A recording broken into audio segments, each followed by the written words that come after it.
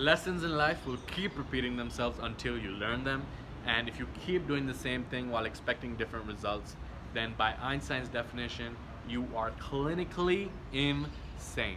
So, what are the 5 lessons that every man learns in his fitness journey too late?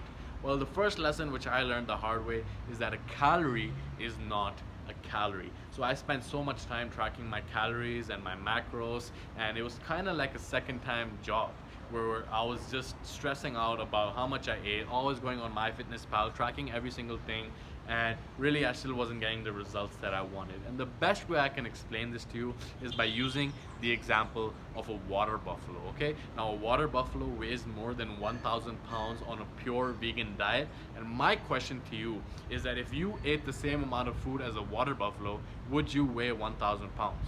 Well, the answer is an obvious no. And the reason for this is because a calorie is not a calorie. What really matters is what your body is doing with the food that you're eating and how your hormones are responding to that food as well. All right, it comes down to your metabolism. And I'm sure you've seen someone who seems to eat whatever they want, yet they are completely lean and shredded.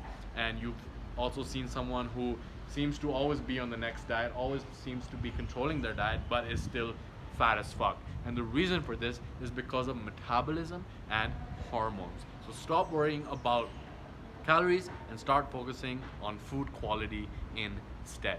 And that brings us to the second lesson that most men learn in their fitness journey too late, and that is that the number on the scale is not important. I remember when I was using it as a key performance indicator, and every week that my weight wasn't going down, I thought that I wasn't making progress. But the fact of the matter is that I had just started lifting weights and I was eating clean, and even though my body composition was changing to the point where I was gaining muscle and losing fat, the number on the scale didn't change, and that was tripping me out because I thought that the number on the scale was the only thing that mattered. But the fact is that I was changing my body, I was feeling better, but I was throwing my head in a spiral by thinking that the number on the scale actually matters. And a lot of guys are still thinking that in order to lose fat, they have to track their weight measurement.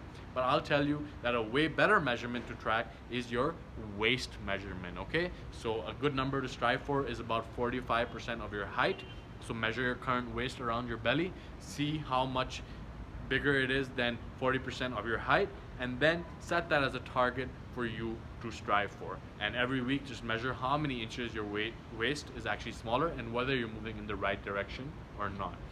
And the third lesson that I also learned the hard way is that strength doesn't equal power. So I remember when I was just maxing out in the gym, maxing out on the bench press, squatting, tore both the meniscus in my knees because I was going so hard, but I was stronger than I've ever been before. I was 85 kgs heavier than I've ever been before, and just at the top of my strength training game.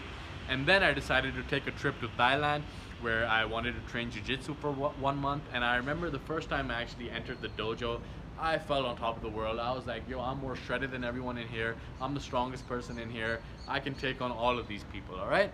But when push came to shove and we actually got to rolling on the mat, I got choked out 3 times in a row by a 5'2" Thai girl, right? And that situation really made me question my priorities in terms of why I was trying to get so strong in the first place if I'm over here getting choked out by a 5'2" Thai girl, all right?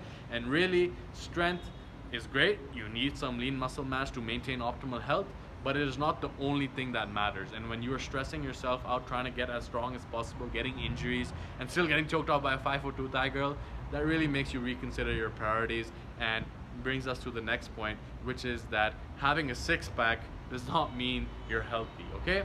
So health is how you feel, and having a six-pack is how you look.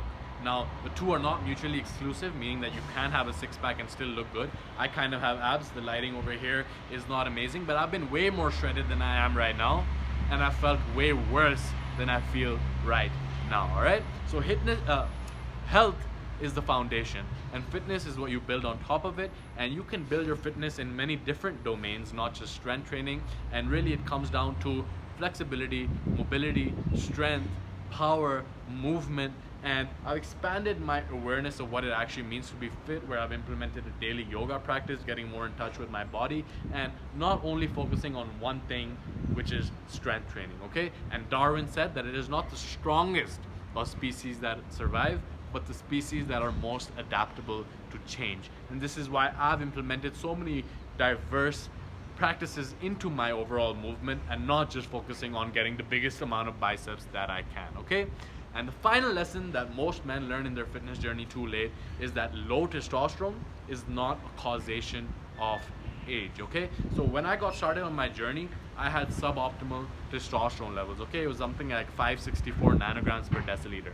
And in my early 20s, this led me to having low energy, low motivation, not being decisive, not having the assertiveness, and my sex drive was nowhere to be seen. And this was in my early 20s. And then after I took the steps to actually naturally optimize my testosterone levels and skyrocket it to more than 900 nanograms per deciliter, that is when the trajectory of my life completely shifted. But at this point where I'm helping other guys master this area of their life as well, I found that a lot of guys think that they have declining testosterone because they are older. And the fact is, this is not true, and they've done studies on this as well, where if you maintain your lifestyle habits and you maintain your health into older age, then you can maintain optimal levels of testosterone as well. All right, it comes down to lifestyle, and if you believe that it's age that's causing it, then the fact is that you've been sold a lie by the big pharmaceutical companies who just want to sell you the gel, the pill, the needle, the injection, so that you can become a customer of theirs for life. All right, it really comes down to lifestyle, and if you maintain your lifestyle,